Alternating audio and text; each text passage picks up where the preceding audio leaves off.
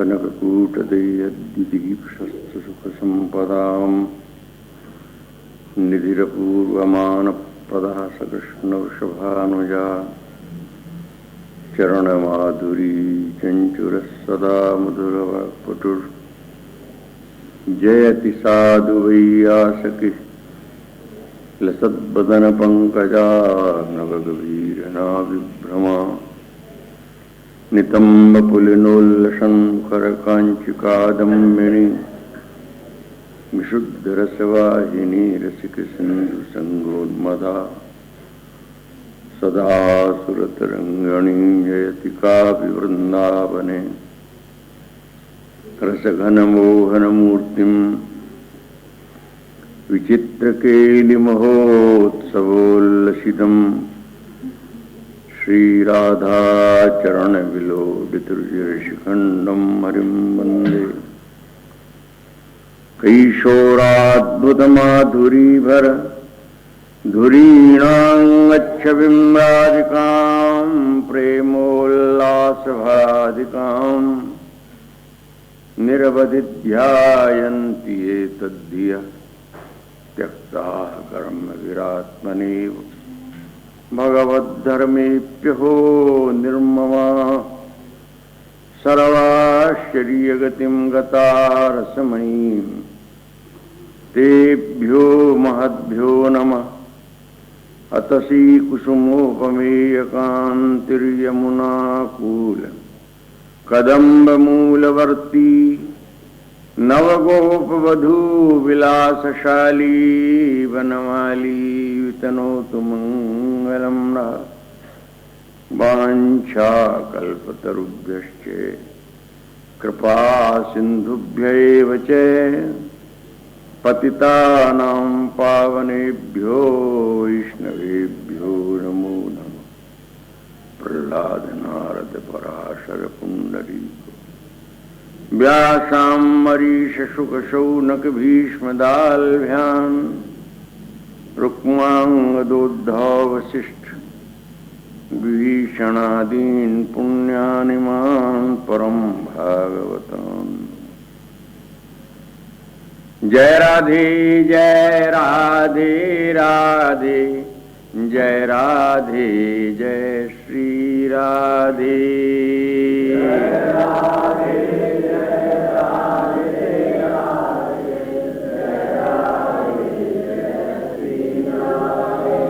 जय जय राधे जय श्री राधे जय जय राधे जय श्री राधे। जय राधे जय राधे राधे जय राधे जय श्री राधे।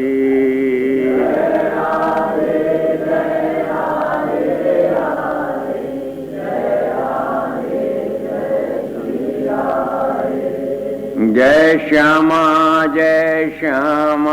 श्यामा जय श्यामा जय श्री श्यामा।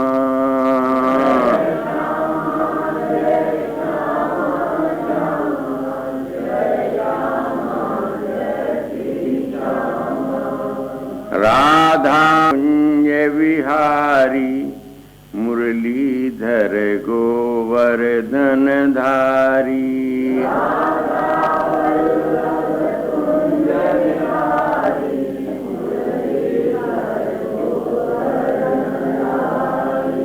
जय जय श्यामा जय जय श्याम जय जय श्री वृंदावन धाम।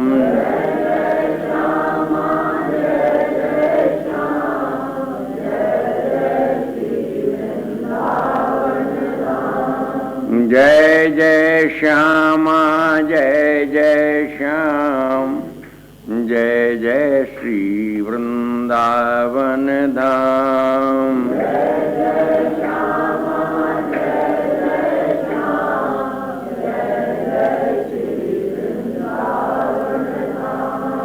जय जय श्री वृंदावन धाम।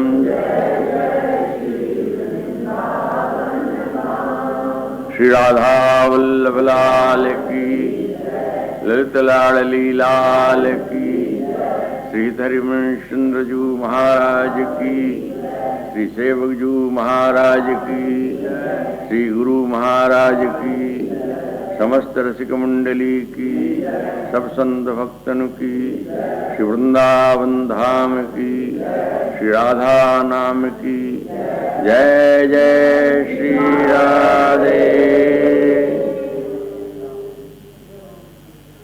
संलाप मुच्छल दनंग तरंग माला, संक्षोभितेन वपुषा वृजनागरेण, प्रत्यक्षरम शरद पार रसामृताब्धिम, श्रीराधिके तव कदा न शृणोम्य दूरात्। रसिकाचार्य श्रोमणी गोस्वामी श्री हरिवंश चंद्रजू महाराज और उनका यह रसमय काव्य ग्रंथ श्रीमद् राधा रस सुधा निधि, आज के प्रसंग में इस श्लोक के द्वारा स्वामिनी के संलाप की बात की गई है।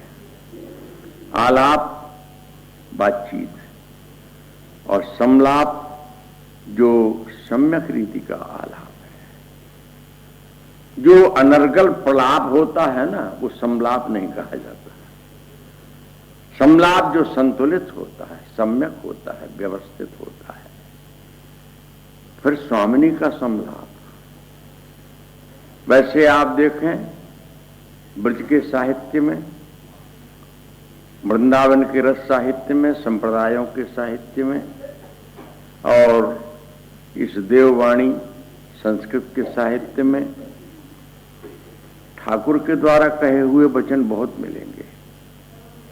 वो बोलने में तो बड़े वचन रचना नागर हैं और उनकी वचन रचना नागरता का प्रमाण श्रीमद् भगवत गीता है। आज तक विश्व का कोई ग्रंथ, कोई पंथ, कोई संप्रदाय, कोई महापुरुष ऐसी बात नहीं कह सका जैसा श्री कृष्ण ने कहा। इसी पक्ष को ले जिसके एक एक शब्द में आगम निगम गुंफित है और पिरोया हुआ, भरा पड़ा हुआ है। लोग उसे ज्ञान की वार्ता कह देते हैं, पर मैं तो ऐसा मानता हूं कि जैसे बहुत उन्नत और महान रंग महल को बनाना हो तो उसका फाउंडेशन भी बढ़िया होना चाहिए। श्रीमद् भगवत गीता, श्रीमद् भागवत ये रस के आधार ग्रंथ हैं, जहां हम लोग अहर्निश अनन्य भाव से प्रियालाल के चिंतन की बात सोचते हैं। सूत्र यदि खोजें तो हमको गीता में मिलता है। ठाकुर कहते हैं जो इस प्रकार का अनंत चिंतन करने वाला है, मैं तो उसके पीछे बिक जाता हूं। अनन्याश्चिन्तयन्तो मां ये जना पर्युपास्ते, तेषां नित्याभियुक्तानां योगक्षेमं वहाम्यहम्। ऐसी प्रतिज्ञा तो कहीं नहीं की। कितनी चातुरी है, कितना उत्तम और कितना निर्मल भाव है इस कथन में। कहते हैं अनन्य आश्चिंतयन्तो मां, जो अनन्य भाव से मेरा चिंतन करता है, जिस चिंतन में अन्य कुछ नहीं है। हम लोगों का चिंतन तो चिंतन ही नहीं है। आंख मूंदते नीला पीला दिखता नहीं है, काला कलूटा जाने क्या दिखता है। अरे एक दिन स्वामी अखंडानंद जी हंसने लगे। एक गणेशानंद नाम के हड़िया रखने वाले संत थे। प्राय वो नंगे उभारे रहते थे, कॉपी रखते थे, सिर पर एक तो हड़िया रखे रहते थे, औंधी करके उसी में भिक्षा मांग लेते, उसी में खा लेते। तो बैठ जाते वो आंख मूंद करके। स्वामी जी मीठा व्यंग करते, अरे महात्मा गणेश दास जी, गणेशानंद जी, अरे सृष्टि देखनी है तो आंख मूंद के क्यों देखते हो? यानी तुमको तो आंख मूंदने पर सृष्टि दिख रही है, खोलने में भी सृष्टि है तो सहज भगवान ने बना दी, उसी को देखो। यानी साधक जब अपने चिंतन में काबू नहीं कर पाता है, बैठता है ध्यान करने के लिए, ध्येय वस्तु सामने आती नहीं है और जो ध्येय नहीं है वही सामने आता है।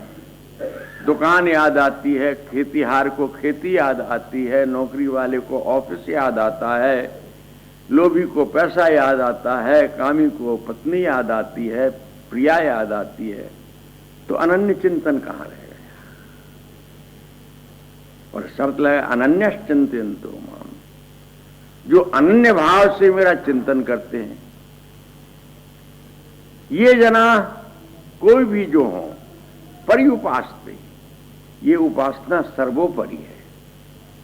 पर्युपासना यानी जो उन्नत है, ऊंची है।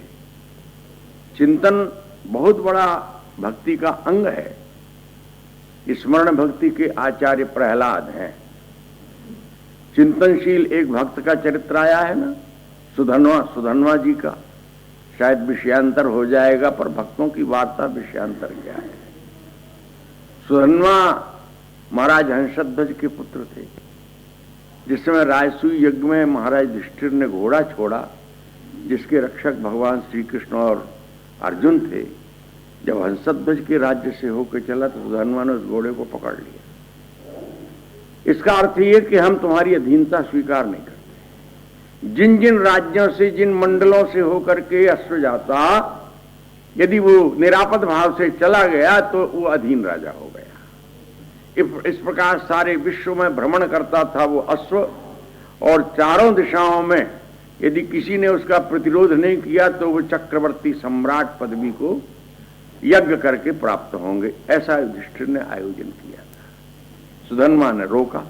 हंसध्वज ने कहा, महाराज युधिष्ठिर धर्मराज हैं, अर्जुन जैसे उनके रक्षक हैं, भगवान श्री कृष्ण जिनके सखा हैं, मित्र हैं, उनकी अधीनता स्वीकार करने में आपत्ति नहीं होनी चाहिए। सुधन्वा ने कहा, ये कोई भी हो, चाहे मेरे इष्ट हैं भगवान श्री कृष्ण, पर क्षत्रियत्व का अपमान नहीं सह सकता मैं। बिना युद्ध के मेरे राज्य से वापस चले जाएं, वापस बाहर चला जाए। अस्तु, युद्ध हुआ, और युद्ध से पहले महाराज ने आज्ञा कर दी कि जो सूर्योदय के पश्चात आएगा, सब वीरों को युद्धस्थल में सूर्योदय से पहले उपस्थित होना चाहिए। रोगी को, वृद्ध को, पंगु को छोड़ करके, महिलाओं को छोड़ करके। जो सूरवीर युद्ध कला का कुशल है, यदि वह सूर्योदय के पश्चात आवेगा तो एक विशाल तेल कटाह खोलता हुआ होगा, और उसको जीते जी उस तेल के खोलते जल में, तेल में छोड़ दिया जाएगा, जो उफन रहा है गर्मी आंच से, अग्नि से। सुधन्वा जब तत्पर हुए, संध्या वंदन आदि, स्नान आदि सब कृत्यों से निवृत्त होकर चलने लगे। अपनी प्राण प्रिया के पास गए कि तुम मेरा तिलक करो और मुझे शस्त्र दो हाथों में, मैं युद्ध के लिए जा रहा हूं। तो उनकी पत्नी ने कहा कि ऐसा मालूम होता है कि अब आपको मुक्ति से प्यार हो गया और मुझसे घृणा हो गई है। व्यंगोक्ति, आप भगवान श्री कृष्ण से लड़ने जा रहे हैं, जीवित तो लौटेंगे नहीं, कोई बात नहीं है, तथापि महाराज हंसध्वज का वंश समाप्त हो जाएगा, क्योंकि आप दोनों भ्राताओं के कोई पुत्र नहीं है, सुरथ के न सुधन्वा के। तब वही जो गारहस्थ धर्म की प्रक्रिया है, गर्भाधान संस्कार हुआ, अब स्नान किया, संध्या वंदन हुआ, और सुसज्जित होकर जब चले तब तक सूर्य बहुत ऊपर हो चुका था। वहां पहुंचने पर महाराज के कहने की आज्ञा की आवश्यकता नहीं पड़ी, सुधन्वा स्वयं उसमें कूदने को तत्पर हो गए। उस समय उन्होंने ये कहा कि यदि मैंने जीवन में, हे श्री कृष्ण, तुमको कभी भी सम विषम आपत्ति विपत्ति सुख दुख के क्षणों में भी यदि विस्मृत नहीं किया है, सदा तुम मेरे हृदय में जागृत स्वप्न सुषुप्ति में चिंतन में बने रहे हो, तो मेरे लिए ये जलता हुआ तेल का ये कटाह, ये तैल शीतल जल की भांति हो जाए। ये भक्ति का, भजन का, चिंतन का प्रताप। और कूद पड़े। प्रत्यक्ष देखा लोगों ने, कभी तेल से कमल नहीं खिलता है और जलते हुए तेल से नहीं खिलता है। कमल विकसित हुआ, उसमें भक्त सुधन्वा बैठे हुए, भक्ति की जय जयकार हुई, भक्त की जय जयकार हुई। वहां एक ब्राह्मण कुमार को संशय हो गया। शंख और लिखित नाम के 2 पुरोहित पुत्र थे इनके, शुक्राचार्य जी के बेटे। उन्होंने कहा ये राजा ने अपने पुत्र को बचाने के लिए कुछ कौतुक कर दिया है। ऐसा भी कहीं हुआ है कि अग्नि से तेल जल रहा हो और उसमें कमल खिल जाए और उसमें बैठा हो बेटा कोई उसका। उन्होंने परीक्षार्थ एक नारियल का फल डाल दिया, उस जलते तेल से वो चटका, एक शंख की खोपड़ी पर लगा, एक लिखित की, दोनों धराशायी हो गए, मृत्यु को प्राप्त। सुधर्मा ने कहा कि ये भक्ति का कलंक होगा प्रभु, इनको जीवित करो, इन ब्राह्मणों को मारो। तो मैं चिंतन की बात कह रहा था। चिंतन बहुत बड़ी बात है। हम लोगों के हाथ में जो भी कुछ है वो सब सिमट करके चिंतन के रूप में बदले। क्रिया भक्ति नहीं है, भक्ति भावना है। क्रिया भी भक्ति है, परंतु वो वैधि होती है, विधि मार्ग होता है उसका। और विधि मार्गीय भक्ति का वो स्थान नहीं है जो चिंतन और सूक्ष्म भावात्मक भक्ति का स्थान है। ये जितने भी भक्त हैं हमारे वृंदावन के, जो रसिक जन हैं, जो परम वीतराग हैं, सर्वस्व त्यागी हैं, अब तो खैर उनका दर्शन ही दुर्लभ हो गया। आज की रसिकता तो दुर्लभ के मोटे गद्दे पर सिद्ध होने लगी है। अब रसिक कहाँ आई है? अब तो रसिक रसिक सब चल बसे। अब नीरस रहे कुबंस, अब बग ठग की संगत हुई, परिहर गए जो हंस। हंस छोड़ गए, अब तो ठगिया बगुले रह गए हैं वेश बनाने वाले। पर जो भी है, इन्हीं के आश्रय से हमको पार होना है। चिंतन बहुत बड़ी चीज है। गीता में उसका मैं ये कह रहा था कि भगवान श्री कृष्ण जो है वो वचन रचना नागर हैं। आगे आएगा ही इसमें, संक्षोभते न बुभुषा ब्रज नागरे। उस ब्रज नागर, वचन रचना नागर को भी जो संक्षोभित कर दे आलाप, ऐसा आलाप है किशोरी का। इस ग्रंथ की का उपक्रम करते हुए टीकाकार महानुभाव कहते हैं, एवं संप्रशंस मनुवर्णयन्त्यनुगच्छन्तीं कांतानुराग परस्परास्त्रत पदवीं ताम नयंतीं कुंजे प्राप्ता। पूर्व श्लोक में जिनका वर्णन किया गया है, उन किशोरी को कुंज भवन में पहुंचा करके और वहां के रसविलास से, दर्शन से, अपनी सेवा से प्रसन्न होकर के जिनका वर्णन करती हुई, अब आज स्वामिनी को प्रियतम के साथ उस कुंज भवन में विराजमान स्थिति में क्या वार्तालाप प्रारंभ होता है, इसके श्रवण करने की इच्छा कर रही है। अधूरा वार्ता दूर से सही सही श्रवण में नहीं आती है। जितना समीप हो, जो अच्छे श्रोता होते हैं ना, वो पहले स्थान पकड़ने की चेष्टा करते हैं, और जिनको बीच में से भागने की वृत्ति होती है वो पीछे बैठते हैं। थोड़ा सुना और अपने भाग खड़े हुए। श्रोता भी अनेकों प्रकार के होते हैं, यहां श्रोताओं की बात नहीं करनी है।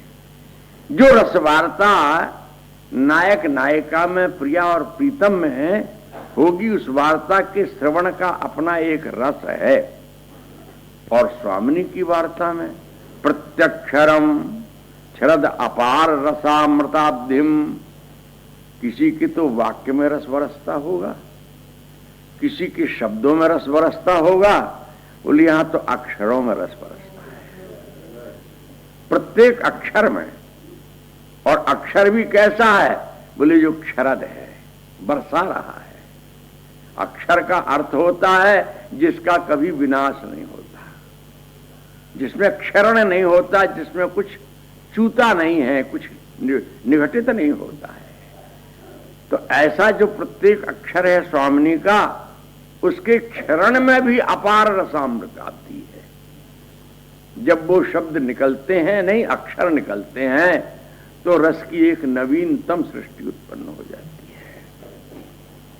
परंतु इसे सुनने का अधिकार कृपा के बिना नहीं होता है।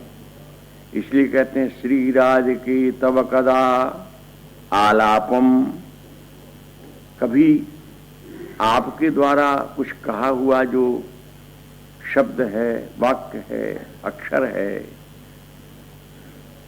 इसको सुनने का मुझे कभी सौभाग्य मिलेगा? ये कदा शब्द जो है ना, कालवाची नहीं है, ये अभिलाषावाची है। जैसे हम लोग क्या कभी ऐसा सौभाग्य होगा?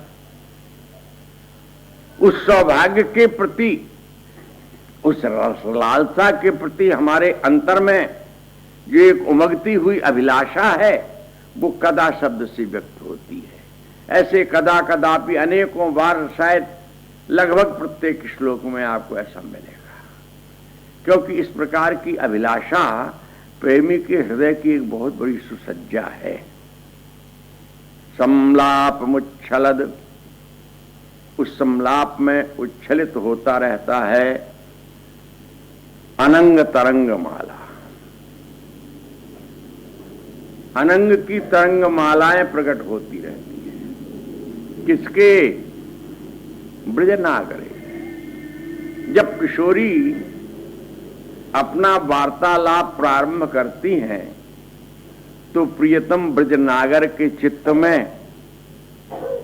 नहीं, बपुष में, उनके श्री अंगों में अनंगों की तरंगों की माला प्रकट होने लगती है। यहां अनंग शब्द से स्थूल कामार्थ नहीं लेना चाहिए। टीकाकार महानुभाव ने संक्षोभितेन का अर्थ करते हुए कहा है, सम्यक प्रकार से क्षोभ संचलन प्रकट कर देता है जो आलाप प्रियतम के बपुष में, शरीर में, श्री अंगों में। वो क्या है? वो है जैसे कंपन हो जाना, प्रस्वेद का आ जाना, सीधे शब्दों में कहो अष्ट सात्विक विकार। प्रेम के उदय से जब उनके श्री अंगों में सात्विक विकार होने लगते हैं, ऐसा भी संभाषण होता है कि जिसके श्रवण मात्र से कपकपी हो जाए। अब भय की स्थिति में भी ऐसा होता है। किसी शूरवीर की वचन रचना सुनते कपकपी पैदा हो जाए, शायद आपको सुनने को मिली हो। हमने तो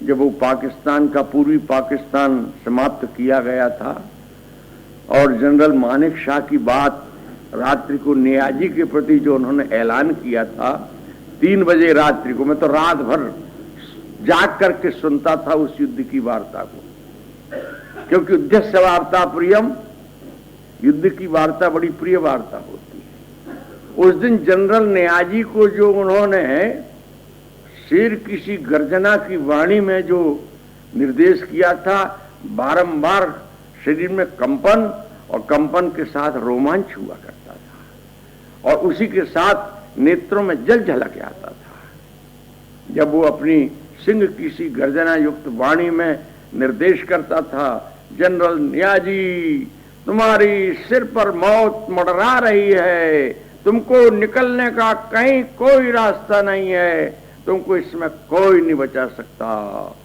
इस तरह के उसके अपने उर्दू मिश्रित शब्द थे। ये बात दूसरी है। यहां भय की प्रश्न नहीं है, यहां तो प्रेम का प्रश्न है। जब प्रिया अपना मधुर आलाप प्रारंभ करती हैं तो उनके प्रत्येक शब्द से जो रस का श्रवण होता है, निर्झरण होता है, उससे प्रियतम का बपुष, उनका दिव्य श्रीअंग क्षुभित होता है, उसमें कंप होता है, उसमें वैवर्ण होता है, उनका स्वर भंग होता है, उसमें प्रस्वेद की उत्पत्ति होती है। ये प्रेम की लक्षण है।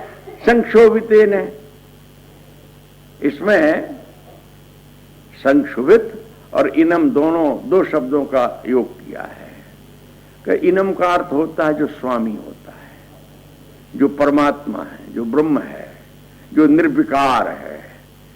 तो ऐश्वर्य पक्ष में आनंद कंद श्री कृष्ण ब्रजनागर श्री लाल जी जिनको मधुर पक्ष में हम ऐश्वर्य को स्मरण भी नहीं करते, पर वस्तुतः हम स्मरण नहीं करते, इसका अर्थ ये नहीं होता है कि उनसे ईश्वरत्व भाग गया।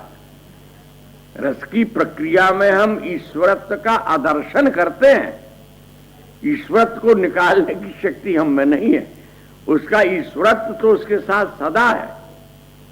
इस कहने में ये अर्थ बताया टीकाकार ने कि जिसका ईश्वरत्व यह है कि जिसमें कभी किसी प्रकार का कामादिक भौतिक विकार कभी होता ही नहीं है, जो समस्त ऐश्वर्यों से परिपूर्ण होते हुए भी सामान्य नरलीला नाट्य कर रहा है, किंतु उसकी वस्तु स्थिति यह है कि न चोद्वेग है, न आरती है, न दुख है, न शोक है, न जिसमें काम है, न जिसमें क्रोध है, न जिसमें लोभ है, न जिसमें मोह है। उसका नाम मदन मोहन है, जिसमें मद नहीं है, जिसमें मोह नहीं है। जो मदन को भी मोहित कर ले पर उसमें मद नहीं है। जो मोहन है, मोहित करता है, वो मोह से रहित है। मद न मोह न, वो मदन मोहन है। तो संक्षोभिते ने, तो उसमें भी क्षोभ उत्पन्न हुआ। अभी आपने वर्णन किया कि उसमें क्षोभ होता है। ये क्षोभ शुद्ध प्रेम जन्य है। अनंग का अर्थ यस्यानि अंगानि न, जिसके अंग नहीं है, जो साकार नहीं है, जो नराकार नहीं है, देवता के आकार का नहीं है।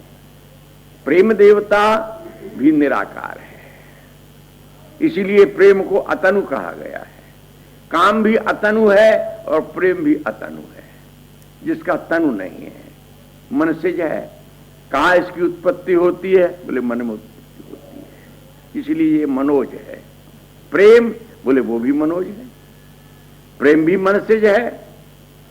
स्मर है, स्मरण करते ही वो उदित हो जाता है। उसके हेतुओं का स्मरण करो तो उदित हो जाता है। तो यहां ब्रजनागर के चित्त में जो संक्षोभन हो रहा है, उनके शरीर पर जो संक्षोभन हो रहा है, जिससे अनंग की तरंग मालाएं प्रकट होती रहती हैं, ऐसा समलाप। अनंग लहरियां हैं, तरंग मालाएं अनंग की लहरियां हैं। इसकी सृष्टि अनंत है। जिसके हृदय में प्रेम उदित होता है, क्या तरंगें उठती रहती होंगी, इसकी प्रेमहीन व्यक्ति कल्पना नहीं कर सकता। एक शायर ने एक जगह लिखा है, हजारों ख्वाहिशें ऐसी कि हर ख्वाहिश पे दम निकले, बहुत निकले मेरे अरमा फिर भी कम निकले। अपने प्रेमास्पद को सुखी करने के लिए अथवा प्रेमास्पद के दर्शन से, साहचर्य से, सन्निकटता से, उसके स्पर्श से, उसकी दृष्टिपात कर देने से, उसके वायु के झकोरे से जो चित्त के भीतर संक्षोभ होता है। अरे प्रथम मंगलाचरण में किया, यस्याः कदापि वसनांचल खेलनोत्थ धन्याति धन्य पवनेन कृतार्थमानी योगीन्द्र दुर्गम गतिर्मधुसूदनोपि तस्या नमोस्तु वृषभानुभूदिशेपि। मंगलाचरण करते हुए आचार्य पाद ने कहा, कदापि किसी काल में, किसी काल में माने नित्य, चाहे जब। प्रेम का कोई काल, कोई स्थान, कोई देश, कोई दिशा नहीं निश्चित होती है। कब, कैसे, कहां उदित हो, बस यही है।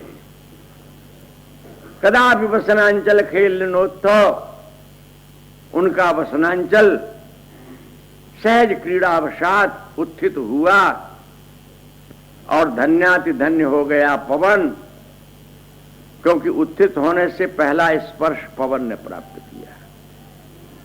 ये सौभाग्य लाल से भी पहले पवन को मिल गया। ऐसे पवन का स्पर्श करके प्रियतम ने अपने आप को कृतकृत्य अनुभव किया। कृतकृत्यता का आशय ये कि सबसे बड़ी जो उपलब्धि है, जिससे बड़ी कोई उपलब्धि नहीं होती है, उसे ही प्राप्त करके व्यक्तिगत कृत्य होता है। प्रियतम के लिए स्वामिनी के स्पर्श को प्राप्त किए हुए पवन का स्पर्श करके जो सुखानुभूति, रसानुभूति, आनंदानुभूति हो रही है, परब्रह्म परमात्मा होकर के भी इस सुख को जो कभी कहीं नहीं प्राप्त कर सका, वो अपनी आत्मस्वरूपा, प्राण स्वरूपा, नित्य नवनवायमान रूप लावण्य धाम, दिव्यादि दिव्य स्वरूपणी किशोरी को पवन का स्पर्श मिला। मैं नंबर 2 हो गया, चलो सौभाग्य मेरा कि उस पवन का मैं अधिकारी बन गया। धन्याति धन्य पवनेन। इसलिए दूसरे पक्ष में कहा योगींद्र दुर्गम गतिर मधुसूदनोपी, जो आज अपने आप को कृतकृत्य अनुभव कर रहा है, इसका पूर्व परिचय तो लो। ये योगी आसन रच रच के अपने हृदय में रखते हैं, बनाते हैं, उनके हृदय कमल पर नहीं आता है, दुर्गम है। अरे आना तो बड़ी दूर, तुम ही पहुंच जाओ, कोई योगी पहुंच जाए, योगी राज पहुंच जाए उसके सन्निकट, बोले ये भी संभव नहीं होता है। दुर्गम है जिसकी गति, जिस